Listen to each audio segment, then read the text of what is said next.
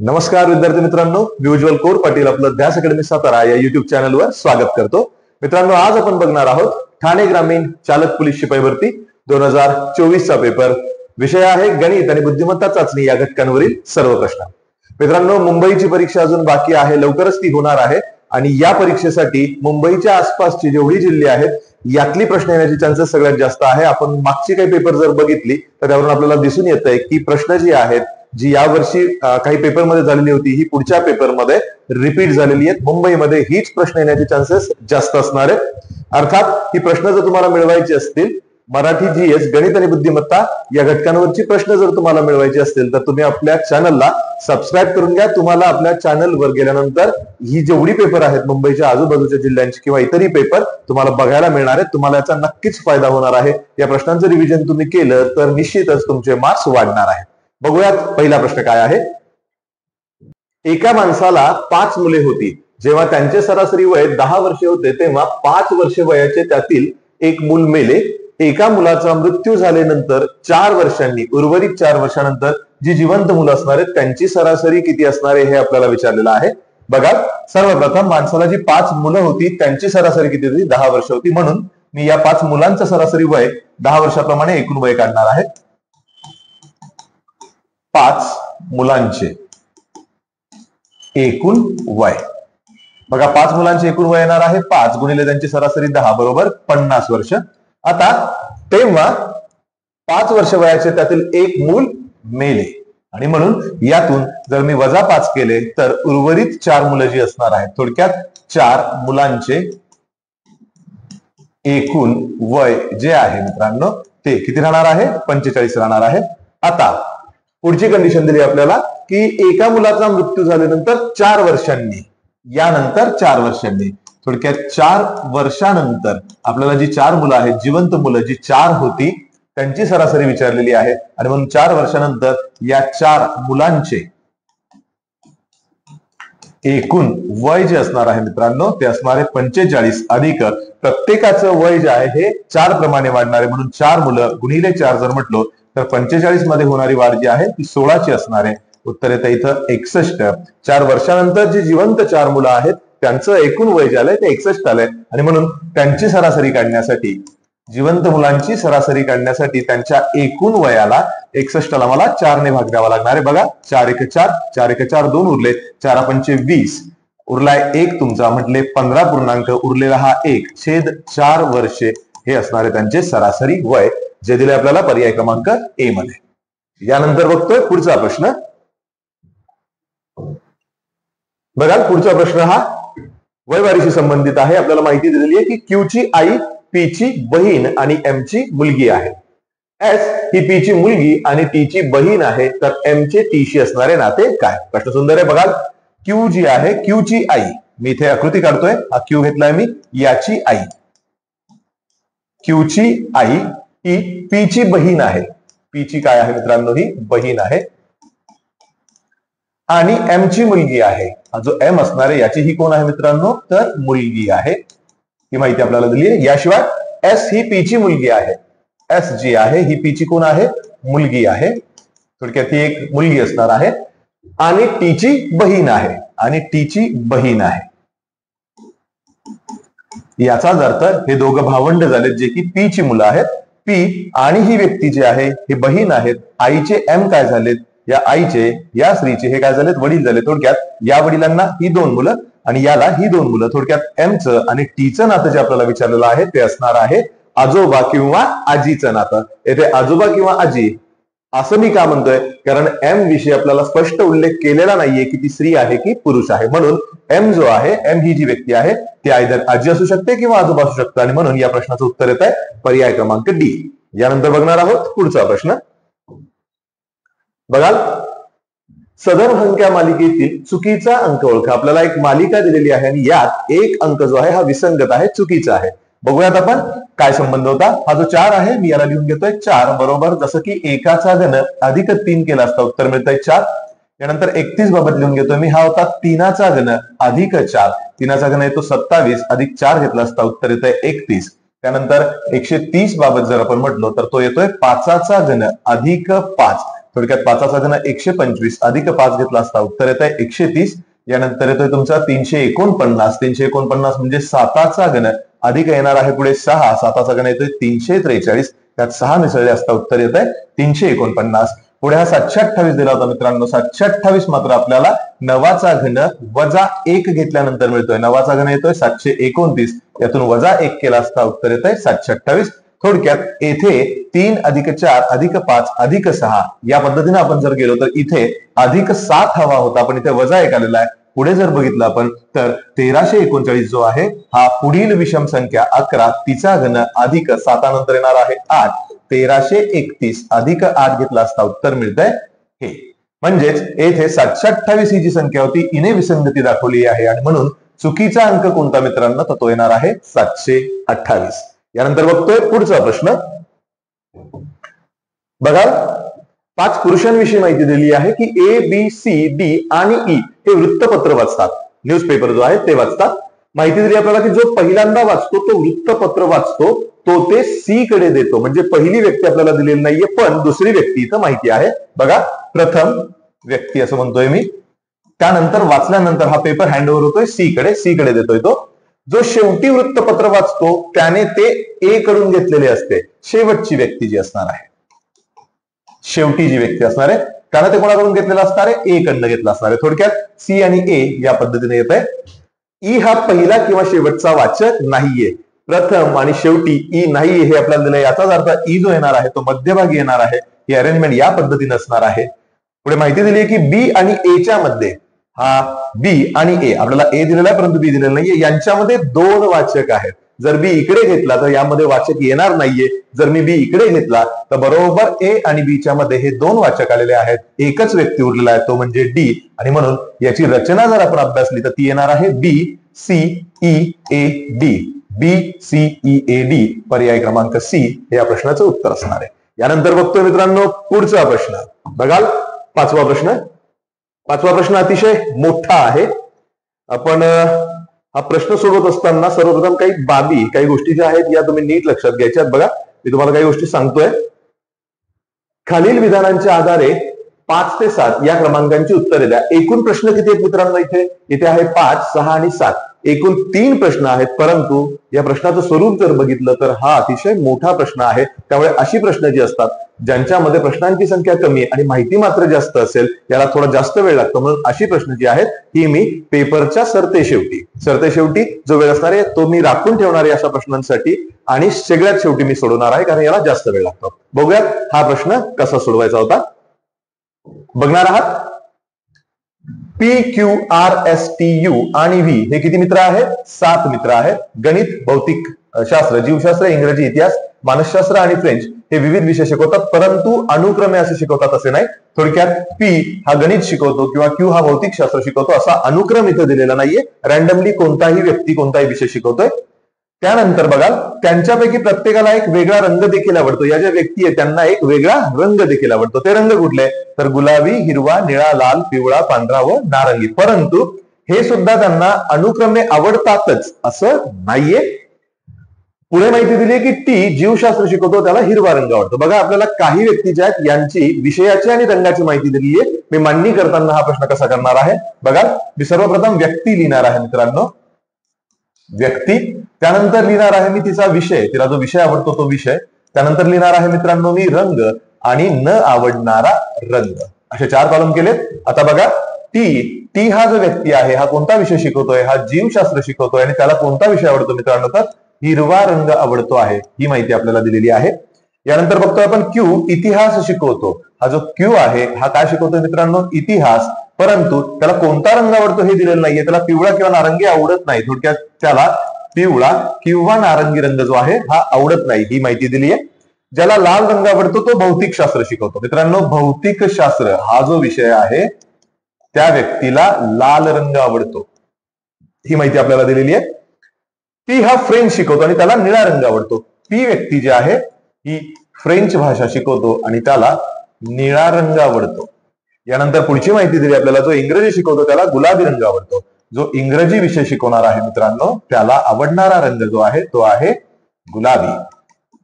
यानंतर पुढची माहिती आपल्याला दिलेली आहे की आर गणित शिकवतो आणि व्ही मानसशास्त्र शिकवतो. हा जो आर व्यक्ती असणार आहे तो काय शिकवतोय मित्रांनो, गणित, आणि हा व्ही व्यक्ती जो आहे हा काय शिकवतोय, मानसशास्त्र शिकवतोय. आता बघूया पुढची माहिती. यूला लाल रंग आवडत नाही. यूला कोणता रंग आवडत नाही, लाल. याचाच अर्थ यू येथे येणार नाहीये. आपण व्यक्ती जर मोजल्या मित्रांनो तर टी क्यू पी, त्यानंतर आलाय आर, नंतर आलाय तुमचा व्ही. एकूण व्यक्ती किती झाल्या तिथे, 5 व्यक्ती झालेले आहेत. गणित शिकवणाऱ्याला पिवळा रंग आवडत नाही. म्हटल्यावर गणित शिकवणारा जो आहे याला पिवळा रंग आवडत नाही. बघा, यूला लाल रंग आवडत नाही याचा अर्थ तो भौतिक विषय जो आहे हा शिकवत नसेल. येथे फक्त 2च जागा रिक्त होत्या, त्याला लाल रंग आवडत नाही. याचाच अर्थ इंग्रजी कोण शिकवत असेल मित्रांनो, यू शिकवत असेल. आता टी क्यू पी, थोडक्यात पी क्यू आर, एस फक्त राहून गेला होता. इथे एकच जागा रिक्त आहे आणि ती येणार आहे एस ची जागा. थोडक्यात आपल्याला व्यक्ती आणि त्यांचे विषय जे आहेत हे मिळालेले आहेत. आणि आता बघूया तिकडे रंग.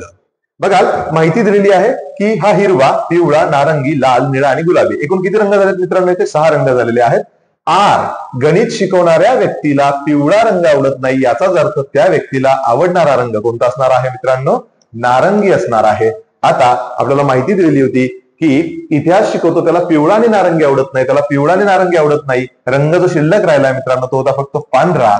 याचाच अर्थ त्या व्यक्तीला पांढरा रंग आवडत असेल आणि एक रंग नारंगी गेल्यानंतर उरतोय फक्त पिवळा. याचा अर्थ मानसशास्त्र शिकवणाऱ्या व्यक्तीला पिवळा रंग आवडत असेल.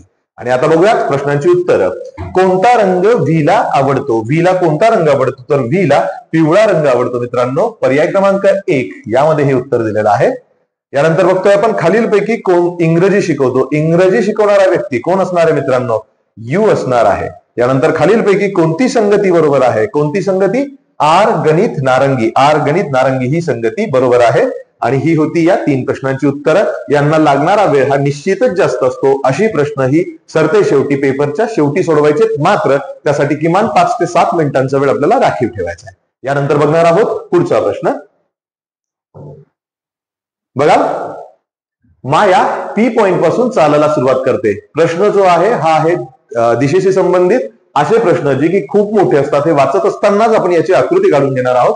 बघा, माया ही पी पॉइंट पासून चालायला सुरुवात करते. ही व्यक्ती जर माया असेल आणि हा पॉइंट पी असेल तर बघा ती सरळ क्यू पॉइंट पर्यंत जाते. कुठल्या दिशेला जाते हे माहित नाहीये, म्हणून मी एक दिशा ठरवून घेतोय. मी असं म्हणतोय की ती पूर्वेकडे निघाली आहे.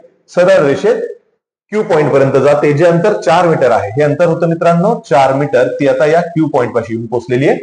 त्यानंतर ती डाव्या बाजूला वळते. डाव्या बाजूला म्हणलं तर डावी बाजू इकडची. जर मी माया असेल तर डावी बाजू म्हणजे माझा वरचा उत्तर दिशा असणार आहे. 90 डिग्रीत वळते आहे. आणि ती किती अंतर जाते मित्रांनो? डब्ल्यू या पॉइंट पर्यंत जाऊन पोहोचते. हा आला तुमचा डब्ल्यू पॉइंट. जे अंतर किती होतं? 4 मीटर होतं. हे अंतर सुद्धा किती आहे मित्रांनो? 4 मीटर आहे. यानंतर काय झालंय? पुन्हा 90 डिग्री उजव्या दिशेला वळते. उजवा हात, थोडक्यात ही दिशा ती वळते आणि किती मीटर जाते मित्रांनो? 3 मीटर. थोडक्यात इथून निघाली आणि पुन्हा हे अंतर किती आली? ती 3 मीटर आली. आता ती या पॉइंटला पोहोचलेली आहे जो पॉइंट पी आहे. बघा, इथेही पी पॉइंट, इथेही पी पॉइंट, यात कन्फ्युजन होऊ द्यायचं नाहीये. त्यानंतर पुन्हा 90 डिग्री उजव्या. पुन्हा 90 डिग्री उजव्या म्हटले खालच्या बाजूला येणार आहे. ती किती जाते मित्रांनो? पुन्हा 90 डिग्री उजव्या बाजूला वळते आणि 1 मीटर पॉइंट एस पर्यंत जाते. हे 1 मीटर अंतर क्रॉस करून ती पुन्हा एस पाशी आलेली आहे.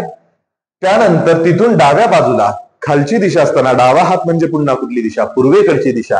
पूर्वेला ती पुन्हा जाऊन यू पर्यंत येणार आहे मित्रांनो. इथे ती यू पर्यंत आली आणि हे देखील अंतर किती होतं मित्रांनो? 1 मीटर होतं. थोडक्यात हे 1 मीटर अंतर.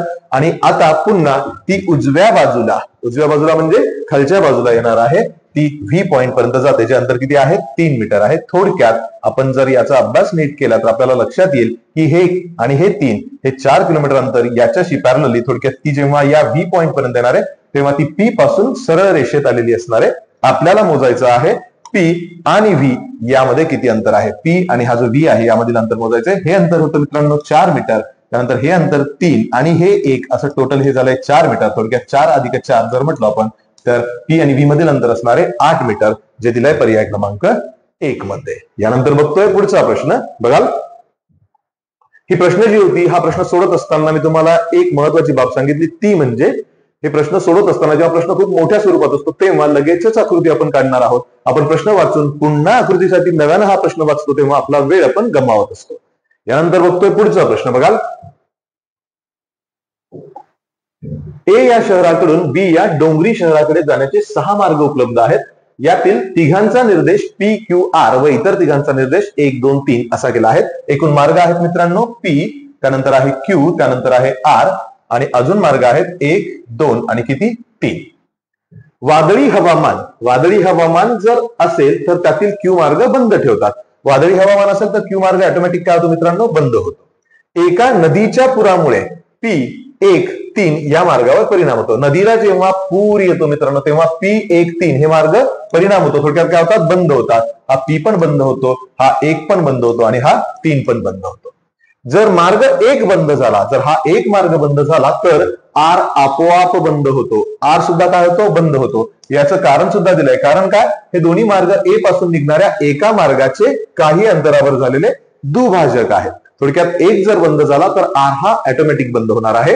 जेव्हा हवामान वादळी असते, बघा आता हवामान कसं आहे मित्रांनो, वादळी आहे आणि पुरामुळे काय झाला, मार्गावर परिणाम झालेला असेल तर उपलब्ध असलेला मार्ग आपल्याला निवडायचा आहे. बघा, पुरामुळे आणि वादळामुळे हे इतर सगळे मार्ग जे ते बंद आहेत, केवळ एकच मार्ग खुला आहे, तो म्हणजे मार्ग क्रमांक 2 आणि म्हणून याचं उत्तर येणार आहे फक्त 2. पर्याय क्रमांक C हा मार्ग ओपन असणार आहे. यानंतर बघतोय आपण पुढचा प्रश्न.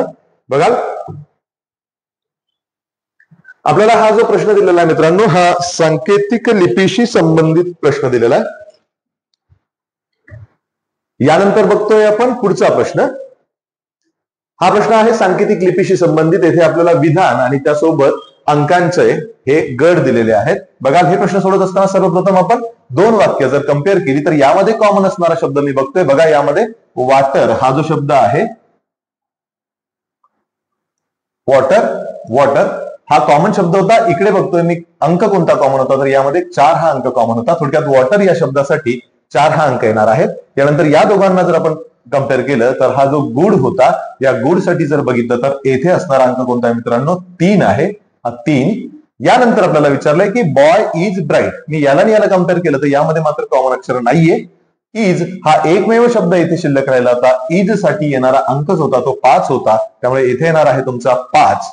बॉय आणि ब्राईट साठी 7 आणि 2 हे अंक शिल्लक होते. बॉय आणि ब्राईट साठी येणार आहे 2 आणि 7. हा मी 7 आणि हा 2 लिहिलाय. बघा, पर्यायामध्ये जेथे 7 5 आणि 2 हे तिन्ही अंक असतील तो पर्याय असणार आहे बरोबर पर्याय आणि म्हणून येथे उत्तर येत आहे पर्याय क्रमांक A. यानंतर बघणार आहोत आपण पुढचा प्रश्न. बघाल, प्रश्न 11वा. आपल्याला येथे आकृती दिली आहे मित्रांनो. आकृतीमध्ये अंक दिलेली आहेत, जसं की इथे दिलेला आहे 38, येथे दिलेला आहे 25, त्यानंतर इथे 9 दिलेला आहे, हा 59 आहे, हा 18 आहे मित्रांनो, इथे प्रश्नचिन्ह आहे, हा 89, हा आहे 16 आणि इथे आहे हा 15.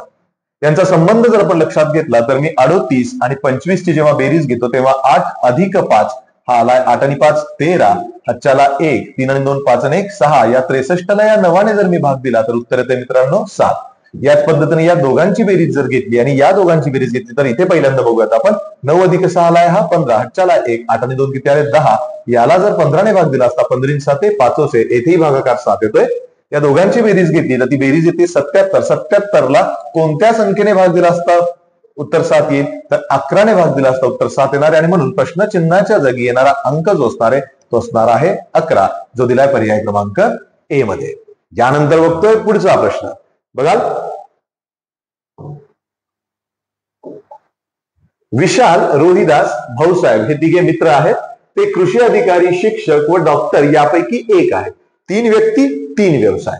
मात्र याच क्रमाने आहेत असं नाही. थोडक्यात विशाल हा कृषी अधिकारी असेलच असं नाही, त्यांचे क्रम आपल्याला दिलेले नाहीये. त्यांना विचारले असतात ते मात्र 2 वाक्यात उत्तरे देतात. प्रत्येक व्यक्ती फक्त 2 वाक्य बोलतो. यातील एक जे वाक्य असणार आहे खरं वाक्य असणार आहे आणि एक जे असणार आहे हे काय असणार आहे, खोटं वाक्य असणार आहे. परंतु त्यांचा सुद्धा क्रम दिलाय तसा नाही. थोडक्यात काय, जर विशाल म्हणतोय की मी कृषी अधिकारी आहे आणि भाऊसाहेब शिक्षक आहे, तर या 2 वाक्यांपैकी एक वाक्य खरं आहे आणि एक वाक्य काय आहे, खोटं. परंतु हे खरं की हे खोटं हे आपल्याला अजून माहिती नाहीये. जर असं असेल तर यातील कृषी अधिकारी कोण हे आपल्याला ओळखायचं मित्रांनो. आपल्याला ओळखायचं आहे कृषी अधिकारी असणारा व्यक्ती. बघाल, प्रश्न जेव्हा असा येतोय तेव्हा नीट ऑब्झर्वेशन कराल. विशाल म्हणतोय की मी कृषी अधिकारी आहे, रोहिदास पण म्हणतोय मी कृषी अधिकारी आहे आणि भाऊसाहेब पण म्हणतोय मी कृषी अधिकारी आहे. थोडक्यात या 3 वाक्यांवरून आपल्याला बोध मिळणार नाहीये, म्हणून मी यांचा विचार न करता मी इकडच्या वाक्यांकडे आलोय.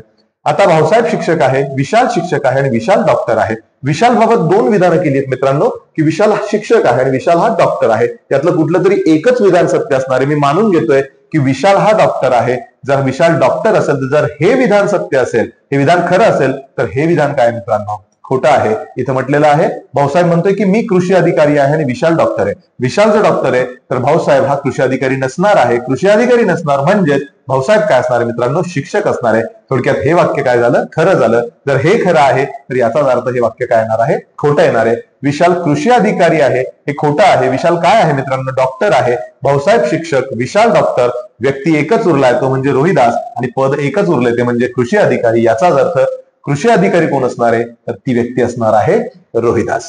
या पद्धतीनं हा प्रश्न आपण सोडवलेला आहे. यानंतर बघतोय आपण पुढचा प्रश्न. बघाल, आपल्याला मालिका दिलेली आहे. खालील मालिकेत किती ए असे आहेत ज्यांच्या लगेचच पुढे आर आहे पण लगेचच मागे क्यू नाही? मालिकेमध्ये आपल्याला अशी रचना शोधायची की एच्या पुढे आर असला पाहिजे पण मागे मात्र हा क्यू नको.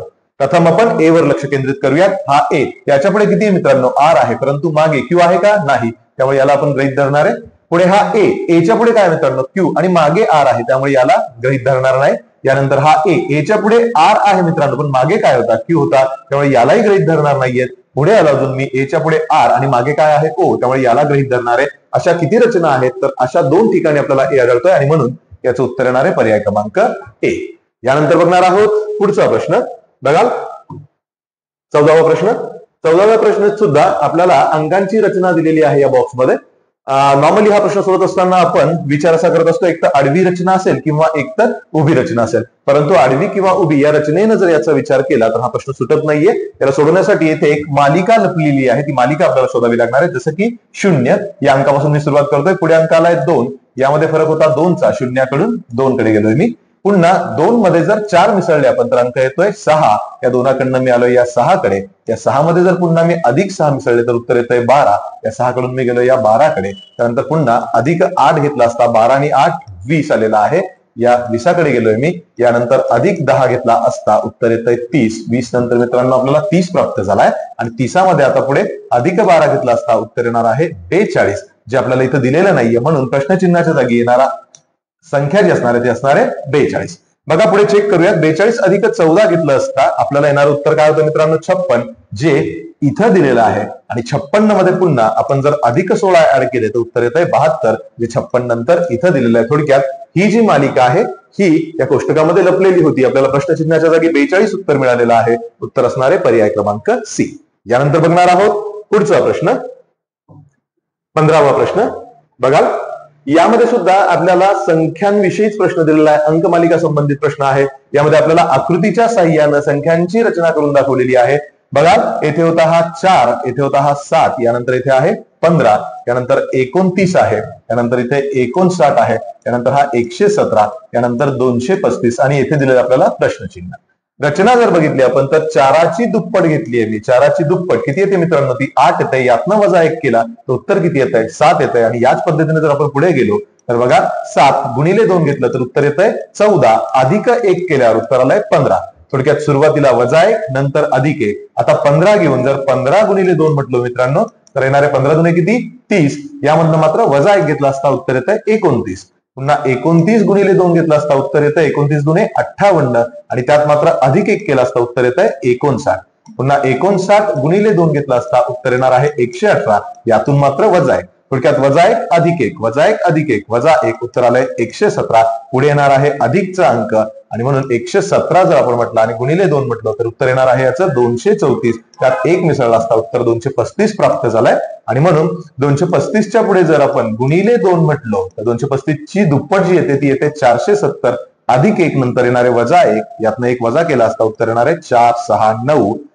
पर्याय क्रमांक 4 मध्ये हे उत्तर दिलेलं आहे. ही होती मालिका. या पद्धतीने यातला होता हा संबंध. यानंतर बघणार आहोत पुढचा प्रश्न. पुढचा प्रश्न जो आहे हा सुद्धा अंकांशी संबंधित प्रश्न आहे. मित्रांनो लक्षात घ्याल तर अंकांचे, अंक मालिकेशी संबंधित असणारे प्रश्न, यासाठी तुमचे पाढे, घन आणि वर्ग हे पाठच असले पाहिजे. जर हे नसेल तर ही प्रश्न सोडवण्यासाठी बुद्धिमत्ता या घटकावर सर्वाधिक वेळ लागत असतो. यासाठी पाढे, वर्ग आणि घन हे किमान वर्ग 30 पर्यंतचे आणि किमान 20 पर्यंतचे घन ही आपली पाठ असली पाहिजेत. पाढे जर पाठ असतील तर तुम्हाला गणिताला ऍज वेल एज बुद्धिमत्तेत सुद्धा याचा प्रचंड फायदा होतो. यानंतर बघतोय आपण हा प्रश्न यात दिलेला आहे 8, 6, इथे दिलाय 4, छेदस्थानी हा 6 दिलाय. बघा याला जर आपण नीट ऑब्झर्व केलं तर यातील फरक 2 होता आणि या अंश आणि छेदातील फरक सुद्धा किती आहे मित्रांनो 2चा आहे. त्यानंतर होता हा 10, हा 5, यातील फरक होता मित्रांनो 5, हा आहे 6, यातील फरक आहे 11, दोघांमधील फरक होता 5चा. त्यानंतर हा 15, हा होता 7, यातील फरक जर आपण घेतला मित्रांनो तो होता 8चा. येथे अंक दिलाय 8 आणि 16, यातील फरक सुद्धा येतोय मित्रांनो 8चा. त्यानंतर बघतोय आपण इथे 13 आणि हा 4 होता, या दोघांमधील फरक 9चा होता. थोडक्यात 8 आणि येथे असणारा अंक जो आहे यातील फरक सुद्धा 9 असणार आहे, म्हणून मी 8 जर 9 मिसळले तर 8 आणि 9 17 येतंय. प्रश्नचिन्हाच्या जागी असणारा अंक कोणता असणार आहे 17, जो दिलाय पर्याय क्रमांक ए मध्ये. यानंतर बघतोय आपण पुढचा प्रश्न. बघा एका परीक्षेत पास होण्यासाठी 40% गुण आवश्यक आहेत. किती टक्के 40% गुण हवे. एका विद्यार्थ्याला 30 गुण मिळाले, मात्र 30 गुण कमी मिळाल्याने तो काय झालाय नापास झालाय. त्याला 30 मिळाले पण 30 मुळे काय झाला तो फेल झालाय. जर त्याला 30 अधिक हे 30 मिळाले असते तर तो पास झाला असता. पास झाला असता याचाच अर्थ त्याला 40% गुण मिळालेले असते. बघाल इथे आपण जर नीट रचना केली तर आपल्याला लक्षात येत आहे की तो विद्यार्थी 40% म्हणून जर पास झाला असता तर एकूण गुण त्याला किती हवे होते 30 अधिक कमी पडलेले 30 जर घेतले तर 40% हे जे गुण आहेत हे 60 मार्क सोबत येत आहेत. आपल्याला परीक्षेत पास होण्यासाठी सॉरी इथे विचारलेलं आहे की परीक्षा एकूण किती गुणांची असते. परीक्षा ही 100 गुणांची असते. थोडक्यात आपल्याला 100% बरोबर किती गुण हे विचारलेलं असणार आहे. म्हणून एकची किंमत करण्यासाठी मी हा 100 गुणिले 60 तिरकस गुणाकार आणि भागिले हा येणार आहे 40. 0 0 गेला असता 4 ने भाग दिला असता उत्तर येते 25. 25 गुणिले 6 हे उत्तर येते 150. एकूण किती गुणांची असेल परीक्षा तर ती असणार आहे 150. पर्याय क्रमांक बी हे या प्रश्नाचं उत्तर येत आहे. यानंतर बघतोय आपण 18वा प्रश्न. बघाल 1981च्या ऑक्टोबर 1 तारखेला गुरुवार होता. तेव्हापासून 5व्या रविवारच्या 4 दिवस आधी कोणती तारीख होती. थोडक्यात 1 तारखेला जर गुरुवार असेल तर तिथून पुढे 5 रविवार 5व्या रविवारी येणारी तारीख काय असेल आणि त्यानंतर पुन्हा त्याच्या आधी म्हटल्यावर आपल्याला पुन्हा मागे जावं लागणार आहे 4 दिवस मागे. सर्वप्रथम 1981 हे साल जे आहे बघाल 1981 हे साल होतं. यातला 1 ऑक्टोबर या दिवशी येणारा वार होता मित्रांनो गुरुवार आणि त्यामुळे या गुरुवार नंतर येणारा पहिला वार रविवार जो असणार आहे शुक्रवार शनिवार आणि रविवार तो किती तारखेला येणार आहे 2 3 आणि 4 ऑक्टोबरला आपल्याला पहिला रविवार येणार आहे. हा पहिला रविवार आलेला आहे तुमचा. यानंतर इथून पुढे 4 रविवार मोजायचे आहेत.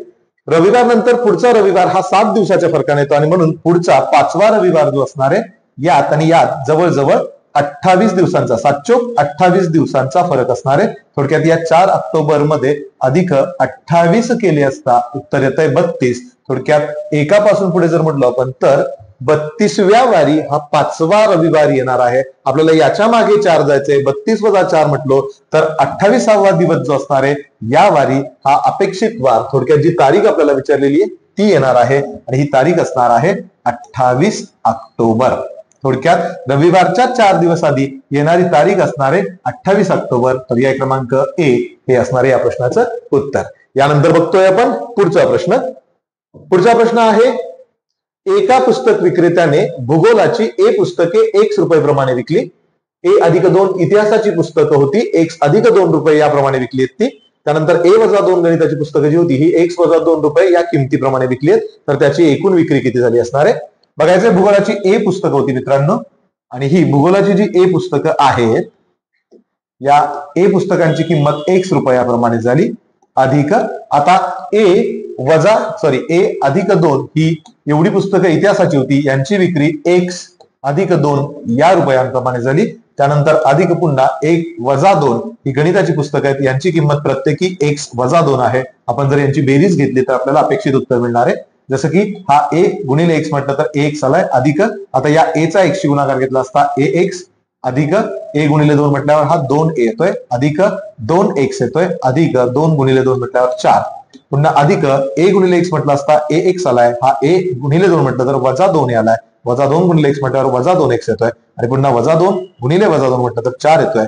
हा -2X अधिक 2X हा -2A -2A कॅन्सल झाला. AX अधिक X अधिक X हा 3 वेळा AX आलेला आहे. अधिक 4 अधिक 4 जर आपण म्हटलं तर हे येत आहे 8. पुस्तकांची एकूण विक्री जी असणार आहे ती असणार आहे पर्याय क्रमांक बी 3AX अधिक 8. यानंतर बघतोय आपण पुढचा प्रश्न. बघा एक माणूस 15 किलोमीटर दक्षिणेला चालला आणि नंतर उजवीकडे वळला, नंतर 13 किलोमीटर चालून तो पुन्हा डावीकडे वळलाय आणि 25 किलोमीटर चाललेला आहे, तर तो आता त्याच्या आरंभ स्थळापासून कोणत्या दिशेला असणार आहे?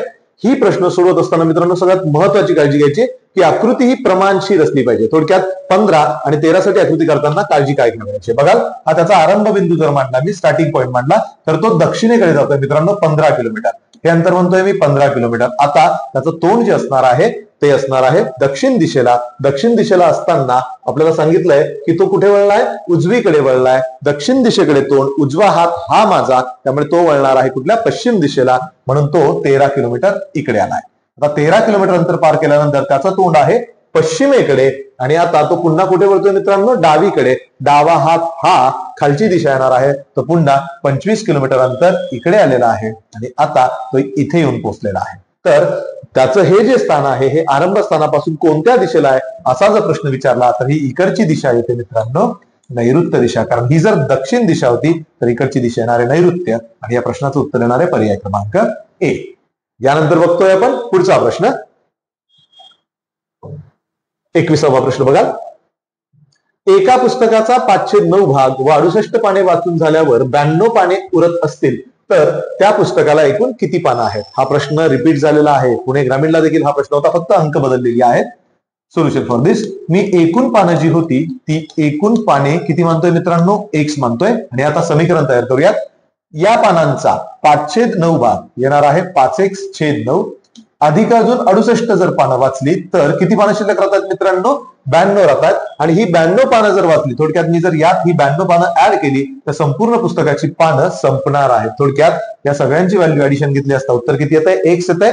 समीकरण तयार आहे, आता आपण सोडवणार आहोत. आलाय 5x/9 अधिक 68 अधिक 92 जर म्हटलं आपण त्याचं उत्तर येत आहे 160 बरोबर एक्स. एक्सच्या सगळ्या टर्म मी एका बाजूला घेणार आहे आणि म्हणून हा एक्स वजा 5x/9 घेतला असता उत्तर येत आहे 160. आणि आता बघा 9 ने एक्स ला गुणला असता तिरकस गुणाकार 9x वजा 5x छेद आलाय तुमचा 9 बरोबर 160. आणि आता 4x/9 ची किंमत येते 160 आणि म्हणून x बरोबर हा 160 गुणिले 4/9 इकडे येताना 9/4 होणार आहे. 4 न भाग दिला असता 4 चोक 16, 40 गुणिले 9 उत्तर येणार आहे 360. एक्स ची किंमत 360 आली आहे. त्या पुस्तकाला एकूण पानं असणार आहेत 360. यानंतर बघतोय मित्रांनो पुढचा प्रश्न बघाल. एका चौरसाची बाजू ही दुसऱ्या चौरसाच्या 30 सेंटीमीटर मापाच्या कर्णाशी एकरूप आहे. थोडक्यात काय? पहिल्या चौरसाची बाजू आणि दुसऱ्या चौरसाचा कर्ण हे एकरूप आहेत म्हटल्यावर थोडक्यात ते एकच असणार आहेत. यासाठी मी पहिला चौरस आणि दुसरा चौरस लिहून घेतोय. मला दुसऱ्या चौरसाचा कर्ण दिलाय मित्रांनो. दुसऱ्या चौरसाचा कर्ण हा 30 सेंटीमीटर असेल. याचाच अर्थ पहिला चौरस जो आहे त्याची जी बाजू असणार आहे ती देखील किती येणार आहे मित्रांनो? 30 सेंटीमीटर येणार आहे. मला विचारलेलं आहे चौरसांच्या क्षेत्रफळाबाबतचे अयोग्य विधान खालीलपैकी कुठले असेल? मला क्षेत्रफळ काढून द्यावं लागणार आहे. बाजू दिली असता चौरसाचं क्षेत्रफळ काढण्याचं सूत्र होतं बाजूचा वर्ग. मी इथे 30 चा वर्ग घेतला असता उत्तर येणार आहे 900 चौरस सेंटीमीटर. हे मिळालंय मला क्षेत्रफळ. आता कर्ण माहिती असताना क्षेत्रफळ काढण्याचं सूत्र काय होतं मित्रांनो? तर बघणार आहात कर्णाचा वर्ग छेदस्थानी 2. कर्ण 30 होता, 30 चा वर्ग 900 येतोय, छेदस्थानी 2 घेतला असता उत्तर येत आहे 450 चौरस सेमी. आणि आता वाचूयात आपण विधान. दोन्ही चौरसांची क्षेत्रफळे समान नाहीत. समान आहेत का? नाहीयेत. याचा अर्थ पहिलं विधान जे होतं हे बरोबर होतं. दोन्ही चौरसांची क्षेत्रफळे समान आहेत. एकाचं 900 एकाचं 450 आलेलं आहे. दोन्ही समान नाहीयेत आणि इथे मात्र दिलंय की दोन्ही चौरसांची क्षेत्रफळे समान आहेत. याचा अर्थ हे विधान चुकीचं आहे. आपल्याला अयोग्यच विधान ओळखायचं आहे. दुसऱ्या चौरसाचे क्षेत्रफळ पहिल्या चौरसाच्या क्षेत्रफळाच्या निमपट आहे. 900 ची जर निमपट घेतली तर ती 450 येते. याचाच अर्थ हे विधान सुद्धा योग्य आहे.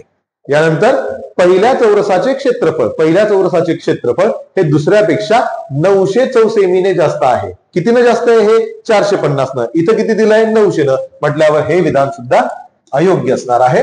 यानंतर बघतोय दुसऱ्या चौरसाचे क्षेत्रफळ पहिल्यापेक्षा 450 चौसेमीनं कमी आहे. यातील फरक जर बघितला तर तो 450 सेमीनं कमी येतोय. म्हटल्यावर पाचवं विधान देखील योग्य असणार आहे. या प्रश्नाचं अयोग्य विधान जर म्हटलं तर दुसरं आणि चौथं विधान अयोग्य आहे, त्यामुळे इथं उत्तर जे येणार आहे ते येणार आहे पर्याय क्रमांक 2. यानंतर बघतोय आपण पुढचा प्रश्न 23वा. हा इक्वेशन संबंधी प्रश्न आहे. यात आपल्याला या दोन पदांचा गुणाकार घ्यायचा आहे, ज्यामध्ये पहिलं पद आहे 1 अधिक पी छेदस्थानी हा पी गुणिले दुसरं पद आहे 1 वजा पी छेदस्थानी आला हा पुन्हा पी.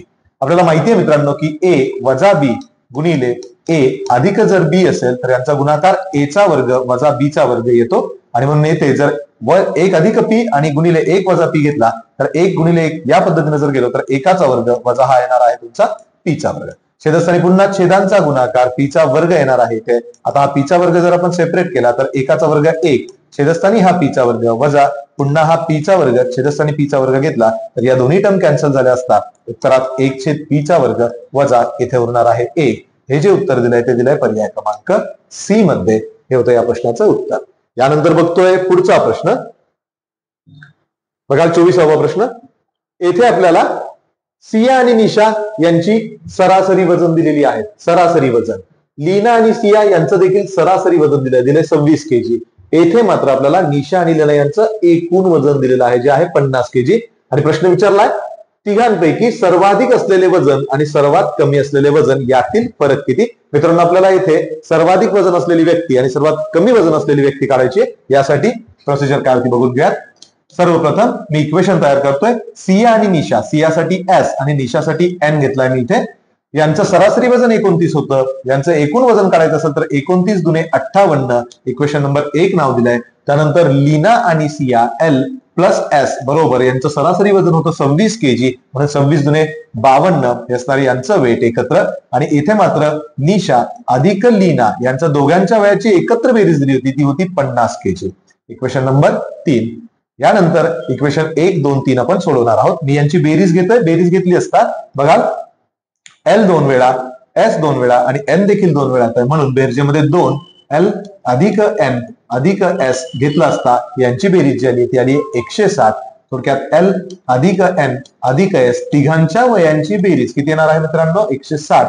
छेदस्थानी हा 2 घेतला असता उत्तर येते 80. याला नाव देतं इक्वेशन 4. आणि आता मी एक एक व्यक्तीचं वजन काढून घेणार आहे. थोडक्यात मला जर एसचं सियाचं वजन हवं असेल तर या तिघींच्या वजनातून मी एल आणि एन चं वजन वजा करणार आहे. तिघींचं मिळून वजन किती होतं 80 होतं. आता यातनं जर मी एल आणि एनचं वजन 50 वजा केलं तर येणारं वजन जे असणार आहे 30 kg हे वजन असणार आहे सियाचं.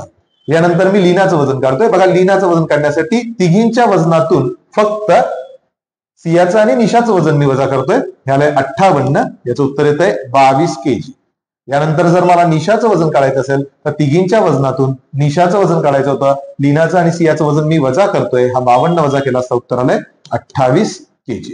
आणि आता सर्वाधिक वजन जर बघितलं तर सियाचं आणि सगळ्यात कमी म्हटलं तर ते येते लीनाचं, आणि म्हणून दोघीतील फरक जर मला काढायचा असेल मित्रांनो तर तो येणार आहे 30 वजा हिचं वय होतं 22. दोघीतील वजनातील फरक आलाय 8 kg. पर्याय क्रमांक 2 हे या प्रश्नाचं योग्य उत्तर ठरत आहे. यानंतर बघणार आहोत पुढचा प्रश्न. अंजू राणीने एका वस्तूचे वजन करून ते 4 प्रकारे खालील पर्यायात लिहिले. तिनं एकाच वस्तूचं वजन केलेलं आहे आणि खालील 4 पद्धतीने लिहिलेलं आहे.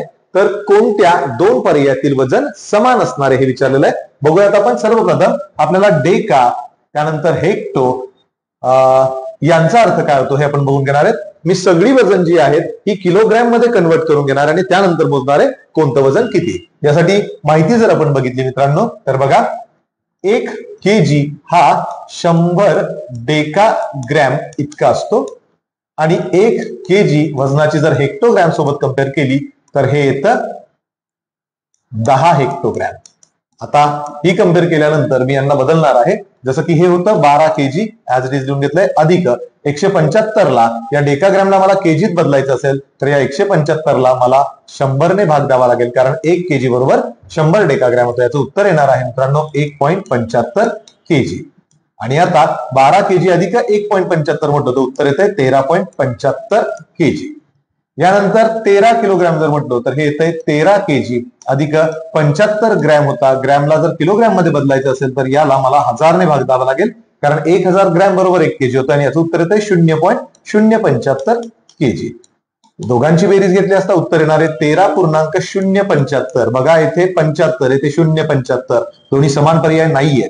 121 हेक्टोग्रॅम, हेक्टोग्रॅम म्हणजे 10 हेक्टोग्रॅम बरोबर 1 केजी असेल, तर 121 हेक्टोग्रॅम जे होतं या 121 ला मला 10 ने भाग द्यावा लागणार आहे, बरोबर येणारे 12.1 केजी. अधिक आता हे जे 75 डेकाग्रॅम होते, हे 75 डेकाग्रॅम जर मला केजीत बदलायचे असतील तर याला 100 न भाग द्यावा लागेल, उत्तर येणारे 0.75 केजी. आणि आता या दोघांची बेरीज घेतली असता हा आलाय तुमचा 12 पॉइंट, हा 75 येतोय, हा 1 होता, बेरीज येणार आहे 85 केजी. अजूनही उत्तर मिळालेलं नाहीये. त्यानंतर 135 हेक्टोग्रॅमला जर केजीत बदलायचं असेल तर ते येणार आहे 13.5 केजी. अधिक 250 ग्रॅम म्हणजे किती मित्रांनो, तर ते येतंय 0.250 केजी. दोघांची बेरीज केली असता उत्तर येणार आहे 13.750 केजी. याचा अर्थ येत आहे 13.75 केजी. येथे जर आपण बघितलं तर पर्याय 1 आणि पर्याय 4 हे दोन्ही पर्याय समान आहेत. उत्तर येणार आहे पर्याय क्रमांक सी, 1 आणि 4 यातील पर्याय समान आहे. यानंतर बघतोय मित्रांनो पुढचा प्रश्न. एका महाविद्यालयात 100 विद्यार्थ्यांना सरासरी 50 गुण मिळाले, परंतु फेर तपासणीनंतर असं आढळलं की एका विद्यार्थ्याला 59 गुणांऐवजी 87 गुण दिले गेले, गुण जास्त दिले गेलेले आहेत. ऍक्च्युली होते किती त्याचे, 69 गुण होते. तर असं असेल तर 100 विद्यार्थ्यांची अचूक सरासरी काढायची आहे. यासाठी मला पहिल्यांदा या 50 प्रमाणे यांची बेरीज घ्यावी लागेल. आणि बघा मी काय करतोय, म्हणून एकूण गुण जुन्या सरासरीप्रमाणे या सरासरीप्रमाणे म्हटले तर ते किती येणार आहेत, 100 गुणिले 50. उत्तर आलेलं आहे 5000 गुण झालेत. यात मात्र हे गुण जे हे चुकीचे आहेत. थोडक्यात मी हे वजा करतोय, यातून 10 तून 7 गेला 3, हच्च्याला 1, 10 तून 9 गेला 1, हच्च्याला 1, आलाय तुमचा 9, हा 1, 4, 9, 1, 3. आता जे योग्य गुण होते ते मी यात ऍड करतोय, 6, 9 यात ऍड केले असता 9, 3, 12, हच्च्याला 1, हा आलाय 8, हा 9 आणि हा 4. हे असणार आहे चूक सुधारल्यानंतर थोडक्यात अचूक गुणांची बेरीज असणार आहे. हिची मला जर सरासरी काढायची असेल तर सरासरी बरोबर आता जी बेरीज होती, जी अचूक बेरीज होती ती होती 4982 भागिले किती म्हणणार आहे मी, एकूण विद्यार्थी 100. उत्तर येणार आहे 49.82. ही असणारे अचूक सरासरी. पर्याय क्रमांक ए हे या प्रश्नाचं उत्तर येत आहे. यानंतर बघणार आहोत आपण पुढचा प्रश्न. बघाल प्रश्न आलाय 27वा आकृती संबंधित क्षेत्रफळांशी संबंधित प्रश्न आलेला आहे. एबीसीडी चौरस, एबीसीडी चौरस याची बाजू किती दिली आपल्याला, 4 सेंटीमीटर बाजू दिलेली आहे. तर छायांकित भागाचे, छायांकित भाग म्हणजे हा रेखांकित केलेला जो भाग आहे याचं क्षेत्रफळ किती असणार आहे. क्लिअर दिसतंय. चौरसाच्या क्षेत्रफळातून जर आपण वर्तुळाचं क्षेत्रफळ वजा केलं तर उर्वरित भाग म्हणजेच काय असणार आहे, छायांकित भाग असणार आहे. आणि म्हणून सर्वप्रथम मी चौरसाचं क्षेत्रफळ काढतोय. चौरसाचं क्षेत्रफळ काढण्यासाठी मला बाजूचा काय घ्यावा लागणार आहे मित्रांनो, वर्ग घ्यावा लागणार आहे. बाजूची होती ही 4 सेंटीमीटर होती. 4 सेंटीमीटरचा वर्ग म्हटलं तर उत्तर येणार आहे 16 चौसेमी. आता वर्तुळाचं क्षेत्रफळ जे असणार आहे, वर्तुळाचे क्षेत्रफळ बरोबर, वर्तुळाचे क्षेत्रफळ काढण्यासाठी मला इथे त्रिज्या माहित असणं अतिशय गरजेचं आहे. आणि त्रिज्या काढण्यासाठी बघा, हा वर्तुळ जो आहे हा चौरसातील सर्व बाजूंना आतल्या बाजूनं स्पर्श करतोय. थोडक्यात इथे येणारा हा बिंदू आणि इथे हा येणारा बिंदू जर मी जोडला तर मला वर्तुळाचा काय मिळणार आहे मित्रांनो, व्यास मिळणार आहे. ही बाजू आणि ही बाजू जर एकरूप आहे तर याचाच अर्थ हा व्यास जो येणार आहे तो किती येणार आहे, 4 सेंटीमीटर येणार आहे. त्याच्या निम्मे, थोडक्यात ही त्रिज्या जी येणार आहे याच्या निम्मे म्हणजेच किती येणार आहे, 2 सेंटीमीटर. आणि म्हणून वर्तुळाचे क्षेत्रफळ बरोबर पाय आर चा वर्ग घेतला असता, पायची किंमत 22/7 गुणिले आर ची किंमत 2 होती, 2चा वर्ग किती येतोय, 4 येतोय. 22 गुणिले 4 घेतला असता उत्तर येतंय 88/7. 7 याला भाग दिला, 7 1 7, 1 उरला, 7 दुने 14, पुन्हा 4 उरले, 4ला भाग जात नाही म्हणून पॉईंट 40 झालाय. 7 5 35, पुन्हा 5 उरले, 7 7 49 चौसेमी हे आलेलं आहे वर्तुळाचं क्षेत्रफळ. आता मला छायांकित भागाचं क्षेत्रफळ काढायचं होतं. थोडक्यात चौरसाच्या क्षेत्रफळातून मी वर्तुळाचं क्षेत्रफळ जे आहे ते वजा करणार आहे. आणि म्हणून छायांकित भागाचं क्षेत्रफळ घेण्यासाठी बघाल हा 16, यातून हा 12.57 मी वजा करणार आहे. इथे मला 16 पूर्णांकात आहे म्हणून मी इथे 2 शून्य ऍडजस्ट करतोय. आता 10 तून 7 गेले 3, हच्च्याला 1, 10 तून 6 गेला, जोडणारे मित्रांनो इथे 4, पुन्हा चला 1, 7 तून 3 गेले 3, 1 1 गेला 0. जे छायांकित भागाचं, रेखांकित भागाचं क्षेत्रफळ येणार आहे ते येणार आहे 3.43 चौसेमी. पर्यायात बघितलं असता 3.43च्या जवळची संख्या जर बघितली आपण ती येते 3.44 सेंटीमीटरचा वर्ग. यानंतर बघणार आहोत पुढचा प्रश्न. बघाल, आपल्याला इथे आकृती दिलेली आहे आणि आकृतीमध्ये आपल्याला काही रेखा दिल्या, त्यांचं रेखाटन बघता माहिती दिली की रेखा ए बी आणि रेखा सीडी ज्या आहेत या एकमेकाला पॅरलल आहेत. काय आहेत त्या? समांतर आहेत. मापकोन आर जी सी, मापकोन आर हा तुमचा जी आणि हा सी, हा कोन जो आहे हा 50 डिग्रीचा आपल्याला दिलेला आहे. हे असं दिलेलं असताना आपल्याला मापकोन एस एफ ए, मापकोन हा एस हा एफ आणि हा ए काढायचा आहे. बघा, जर आपण कसोट्यांचा नीट वापर केला, जर तुम्हाला याचे नियम माहिती असतील तर लक्षात येईल की इथे असणारा हा कोन आणि इथे असणारा हा कोन काय असतो? एक असतो. जेव्हा ए बी आणि सीडी काय असतात? समान असतात. थोडक्यात हा कोन जो आहे हा 50 आलेला आहे आणि म्हणून जर आपल्याला एस एफ ए शोधायचा असेल तर हा कोन एस एफ ए बरोबर, हे कोन जर आपण बघितलं तर ही सरळ रेखा आहे आणि सरळ कोनाचं माप 180 असतं. 180 मधून जर हा 50 वजा केला आपण तर 180 वजा 50 बरोबर उत्तर येत आहे 130 डिग्री. त्याच पद्धतीनं मापकोन पीईए, मापकोन पीईए सांगितलं आपल्याला. आपण जर बघितलं इथं तर हा पी आलेला आहे आणि पी नंतर हा ई आलेला आहे आणि हा पुन्हा काय आला? ए आलेला आहे. हा कोन आणि हा कोन जो आहे हा सुद्धा काय असतो? समान असतो. तुम्ही या कसोट्यांचा जर अभ्यास केला तर तुमच्या लक्षात येईल 50 आणि 50 समान आलेला आहे आणि म्हणून हा जो कोन मिळाला आपल्याला मापकोन पीईए हा आलेला आहे 50 डिग्री. आणि आपल्याला यातील फरक काढायचा आहे, वजाबाकी सांगितली होती आणि म्हणून 130 डिग्रीतून हा 50 डिग्री जर वजा केला तर उत्तर येणार आहे मित्रांनो 80 डिग्री. पर्याय क्रमांक बी हे या प्रश्नाचं उत्तर असणार आहे. यानंतर बघतोय आपण पुढचा प्रश्न. बघाल, 29वा प्रश्न आहे. येथे सुद्धा आपल्याला एक आकृती दिलेली आहे. सोबतच्या एक्स आणि वाय या दोन्ही प्रतलांचे निरीक्षण करा. प्रतल दिलेली आहेत आपल्याला.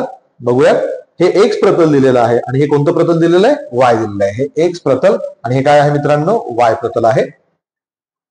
यांचं निरीक्षण करून योग्य विधान आपल्याला निवडायचं आहे. बिंदू एफ बी सी, बिंदू एफ, बिंदू बी आणि हा बिंदू काय आहे तुमचा? सी, हे भिन्न प्रतलातील बिंदू आहेत. हे एकाच प्रतलात दिलेले आहेत, हे भिन्न असू शकत नाही. त्यामुळे हा पर्याय जो आहे हा काय आहे? अयोग्य आहे. आपल्याला शोधायचा पर्याय जो होता तो योग्य शोधायचा होता. दोन्ही प्रतले छेदतात तेथे रेषा तयार होते. बघा, ही दोन्ही प्रतल जी आहेत ही जेव्हा एकमेकांना छेदतात तेव्हा ही रेषा तयार झालेली आहे. त्याचा अर्थ ही दोन्ही प्रतल जेव्हा छेदतात तेव्हा रेषा तयार होते. हे विधान योग्य आहे.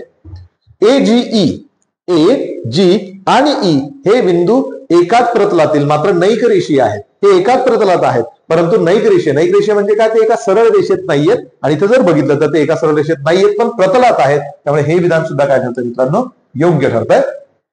चौथं विधान दिलेलं आहे. दोन्ही प्रतले परस्परांशी समांतर आहेत. ही एकमेकांना छेदतायत याचाच अर्थ ती परस्परांना समांतर नसणार आहेत. त्यामुळे हे सुद्धा विधान अयोग्य आहे. थोडक्यात 2 आणि 3 ही विधानं फक्त येथे योग्य विधानं आहेत. पर्याय क्रमांक बी हे या प्रश्नाचं योग्य उत्तर ठरत आहे. यानंतर बघतो मित्रांनो पुढचा प्रश्न. बघाल, शेजारील आकृतीत दुमडून घन बनविल्यास 5 हा अंक असलेल्या पृष्ठाच्या लगतच्या पृष्ठावर कोणता अंक येणार नाही?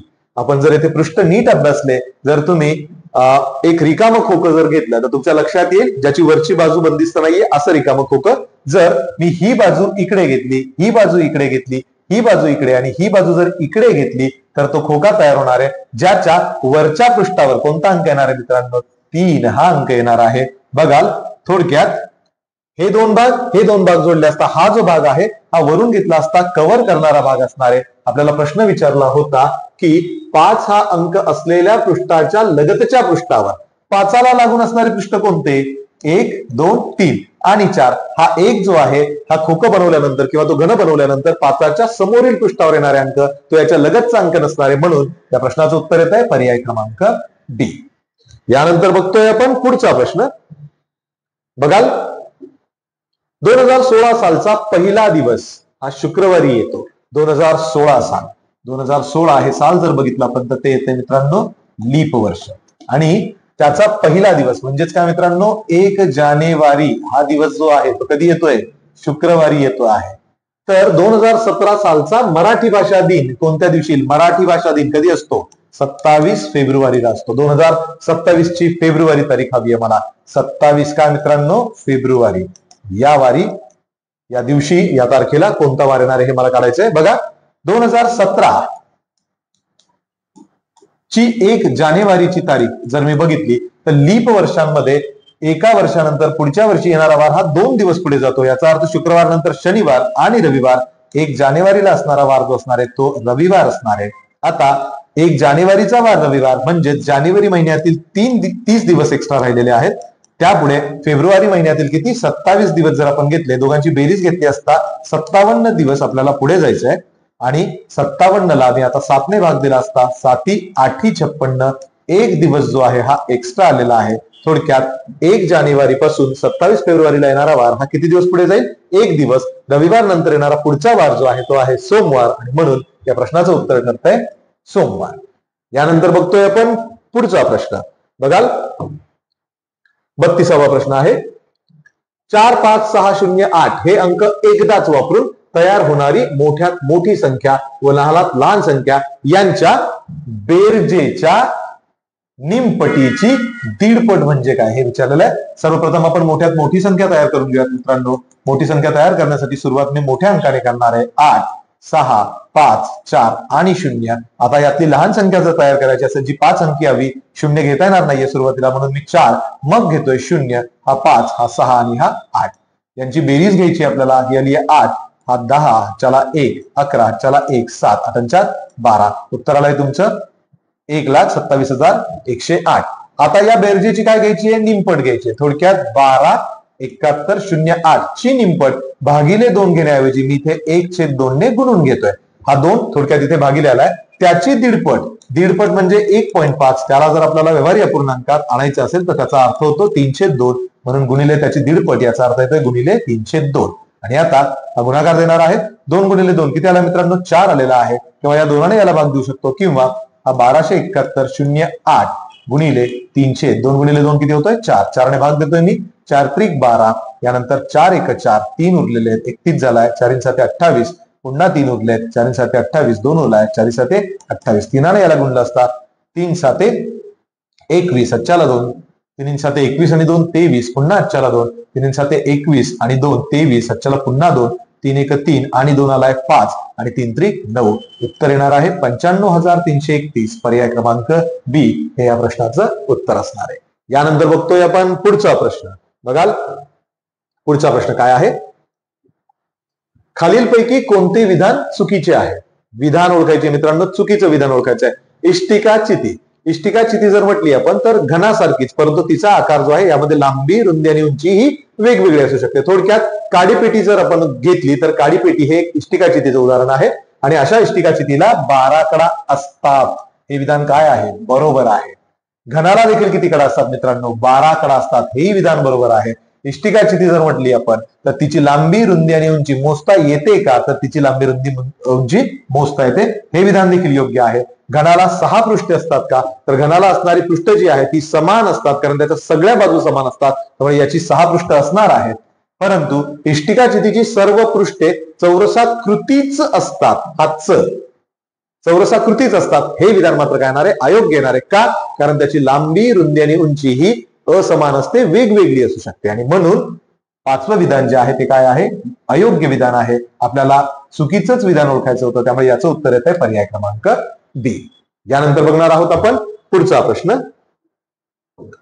बघाल संख्या दिली आहे मित्रांनो, संख्येची बेरीज घ्यायची. अतिशय सुंदर प्रश्न आहे. 2 लक्षाचा अर्थ किती होतो मित्रांनो, तर हे आहेत तुमचे 2 लाख. त्यानंतर 13,000 अधिक हे 13,000 आलेले आहेत. आपल्याला 72 शतक सांगितलेले आहेत. 72 शतक, 1 शतक म्हणजे 100, 72 शतक म्हणजे 72 गुणिले 100, अर्थ होणार आहे 7,200. 38 दशक सांगितले, दशकचा अर्थ होतो 10. 38 गुणिले 10 घेतला असता उत्तर येतंय 380. त्यानंतर 13 एकक सांगितलेत, अधिक 13 यात ऍड केले असता आलाय तुमचा 3. 8 आणि 1 9, 3 अधिक 2 5, 7 अधिक 3 10, चला 1, 1 आणि 1 2 आणि 2. उत्तर आलंय 22,05,93. 22,05,93 पर्याय क्रमांक सी हे असणार आहे याचं योग्य उत्तर. यानंतर बघतोय आपण पुढचा प्रश्न. बघाल दिलेल्या विधानांपैकी चुकीचे विधान ओळखा. सुंदर प्रश्न आहे. कोणतीही संख्या व 0 यांचा गुणाकार 0 येतो. कोणतीही संख्या घ्या रँडमली. मी 5 घेतला, गुणिले 0 म्हटलं, उत्तर किती येणार आहे मित्रांनो, 0 येणार आहे. त्यामुळे हे विधान जे आहे हे बरोबर विधान आहे. मला ओळखायचं आहे चुकीचं विधान. कोणत्याही विषम संख्येला विषम संख्येने गुणले असता उत्तर नेहमी काय मिळते? समसंख्या मिळते. बघितलं आपण, जर 5 गुणिले 7 घेतला तर 7 उत्तर किती येणार आहे मित्रांनो? 35 येणार आहे. उत्तर हे समसंख्या येत नाहीये. याचाच अर्थ हे विधान जे आहे हे काय असणार आहे? चुकीचं असणार आहे, कारण उत्तर ही समसंख्या मिळते असं सांगितलंय. येथे मात्र आपण विषम संख्यांचा गुणाकार घेतला असता उत्तर जे आलेलं आहे ती एक विषम संख्या आली आहे. पुढे बघूया, गुण्य आणि गुणक. गुण्य म्हणजे ज्याला गुणतो तो अंक, गुणक म्हणजे ज्याने गुणतो तो अंक. शून्य असेल तर फक्त गुण्य शून्य असू शकतो पण गुणक नाही. थोडक्यात याची किंमत शून्य असेल पण याची नाही, हे असं नाहीये. गुण्य किंवा गुणक यापैकी कोणताही अंक शून्य असेल तर उत्तर किती येणार आहे मित्रांनो? शून्य येणार आहे. त्यामुळे हे विधान जे केलेलं आहे हे देखील चुकीचं विधान आहे. यानंतर पुढचं बघतोय आपण विधान, कोणत्याही दोन संख्यांच्या एकक स्थानी समान अंक असेल. बघा, कोणत्याही संख्येच्या एकक स्थानी जर समान अंक असेल दोन संख्यांच्या, तर याच्या गुणाकाराच्या एकक स्थानी 8 हा अंक येणार नाही. वर्ग संख्यांचा तुम्ही जर अभ्यास केलेला असेल तर बघा, थोडक्यात उदाहरण मांडून दाखवतोय मी इथे. 12 गुणिले जर 12 घेतला तर 12चा किती होतो? वर्ग होतो. याच्या एकक स्थानी नेहमी किती येतो? 4, कारण 2 दुने 4. गुणाकारात एकक स्थानी या अंतिम संख्यांचा गुणाकार येतो. आपण कोणत्याही संख्या इथं घेतल्या तर त्या संख्या ज्या मिळणार आहेत त्या वर्ग संख्यांच्या एकक स्थानच्या संख्या मिळणार आहेत. 8 हा कोणत्याही संख्येच्या वर्गसंख्येच्या एकक स्थानी येत नाही आणि म्हणून कोणत्याही दोन संख्यांच्या एकक स्थानी समान अंक असेल तर त्याच्या गुणाकाराच्या एकक स्थानी 8 अंक येणार नाही. 8च नव्हे तर अजून कोणते अंक येणार नाहीत? तर बघा मित्रांनो, त्यामध्ये 2, त्यानंतर 3, त्यानंतर 7 आणि 8 हे चारही अंक कधीही येत नाहीत. आणि म्हणून या प्रश्नाचं उत्तर जे आहे हे विधान बरोबर आहे. विधान येणार आहे 2 आणि 3 चुकीचं. पर्याय क्रमांक 1 आपल्याला चुकीची विधान ओळखायची होती. हे आहे याचं योग्य उत्तर. यानंतर बघतोय आपण पुढचा प्रश्न बघाल, खालील आकृतीची परिमिती ओळखायची आपल्याला. आकृतीची परिमिती म्हणजे काय? सर्व बाजूंची बेरीज आपल्याला ओळखायची मित्रांनो. सर्व बाजूंची बेरीज काढण्यासाठी सर्व बाजू माहिती असणं गरजेचं आहे. आपण जर नीट ऑब्झर्व केलं तर आपल्या लक्षात येतंय की ही बाजू होती, ही 6 होती, ही 2 दिलेली आहे, परंतु ही बाजू मात्र दिलेली नाहीये. ही बाजू आपल्याला दिलेली आहे परंतु ही बाजू मात्र दिलेली नाहीये. ही पण दिलेली नाहीये, ही दिलेली नाहीये, ही दिली आहे, ही दिली आहे, ही दिली आहे, ही दिलेली नाहीये, ही दिली आहे, ही दिलेली नाहीये आणि ही सुद्धा दिलेली आहे. आणि यावरून पहिल्यांदा आपण आकृतीचा अंदाज घेऊन बाजू काय असणार ते बघूया. ही पूर्ण बाजू 6 होती, ही पूर्ण बाजू 2 होती. ही 2 जर या 6 वजा केली तर उर्वरित बाजू ही असणार आहे. ही बाजू येणार आहे मित्रांनो 4. त्यानंतर ही 2 बाजू, ही बाजू जर आपण बघितली तर या बाजूतनं ही बाजू वजा केली तर ही बाजू जर 2 होती तर ही बाजू सुद्धा किती येणार आहे? 2 येणार आहे.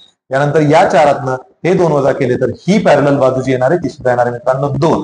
ही 2 तर ही सुद्धा येणार आहे मित्रांनो 2. त्यानंतर ही 2, ही 2, ही 2 बाजू, ही बाजू जी आहे ती सुद्धा किती येणार आहे मित्रांनो? तर ही बाजू जर 2 ही बाजू जर 4 ची होती कम्प्लीट, आपण जर हे बघितलं तर ही जी बाजू आहे मित्रांनो ही जर 2 ची होती तर ऑब्विसली ही 4 ची बाजू जी असणार आहे यातली ही असणार आहे 2 ची बाजू. आता ही बाजू सुद्धा किती येणार मित्रांनो? 2 ची येणार.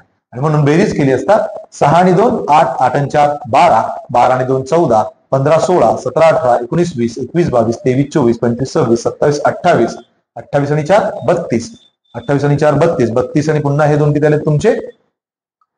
34, 34 अधिक 2 घेतला असता उत्तर येते 36 सेंटीमीटर. बाजू येणार आहे परिमिती 36 सेंटीमीटर. यानंतर बघतोय पुढचा प्रश्न. पुढचा प्रश्न जो आहे तो आहे, खालीलपैकी कोणता अपूर्णांक आकृतीतील रेखांकित अपूर्णांकाचा सममूल्य अपूर्णांक आहे? आपण जर बघितलं तर या आकृतीमध्ये एकूण भाग होते 4 अधिक 4 8. 8तले 3 भाग रेखांकित आहे. थोडक्यात याचा अपूर्णांक किंवा या आकृतीला जर आपल्याला संख्येच्या स्वरूपात मांडायचा असेल तर 8पैकी 3 भाग तर येणार आहे 3/8. येथे जर आपण भागाकार घेतला तर 33/88 चा भाग येणार आहे. 11 × 33, 11 × 88. उत्तर 3/8 इथे आलेलं आहे. त्यामुळे उत्तर असणार आहे पर्याय क्रमांक 1. यानंतर बघतोय आपण पुढचा प्रश्न. तुम्ही जर ही पर्याय देखील चेक केली तर या पर्यायांमध्ये जर आपण बघितलं तर 6 6 36, 6 10 60. उत्तर येणार आहे तुमचं पुन्हा आहे 2 त्रिक 6, 2 पंचे 10, 3/5 भाग आला. येथे जर 5ने भाग दिला आपण किंवा 15ने भाग दिला तर 15 त्रिक 45, 15 5 75 हा 3/5 भाग आलाय मित्रांनो. त्यानंतर 60/100 जर म्हटलं इथे तर हा येतोय मित्रांनो पुन्हा 6/10. याचा अर्थ उत्तर येतंय 3/5. येथे 3/5, 3/5 आणि 3/5. येथे 3/8. 8पैकी 3. 8पैकी 3. यानंतर बघतोय पुढचा प्रश्न 38वा, मंदिरातील प्रत्येक मूर्तीला फुले अर्पण करण्यापूर्वी संस्कृतीच्या हातात असलेली फुले प्रत्येक वेळी दुप्पट होतात.